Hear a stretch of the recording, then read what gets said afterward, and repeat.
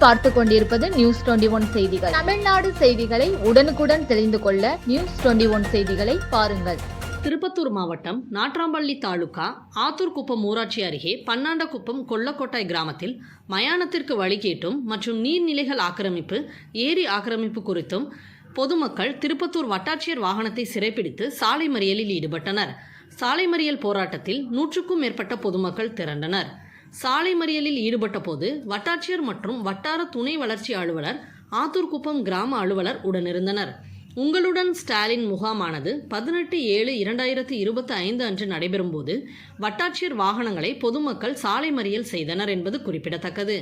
வட்டாட்சியர் பொதுமக்களிடம் மனுவை பெற்றுக்கொண்ட பிறகு ஆக்கிரமிப்புகளை அகற்றி நடவடிக்கைகள் எடுத்து தருவதாக உறுதியளித்ததை தொடர்ந்து பொதுமக்கள் கலைந்து சென்றனர். இதனால் அந்த பகுதியில் சற்று நேரம் பரபரப்பாக காணப்பட்டது.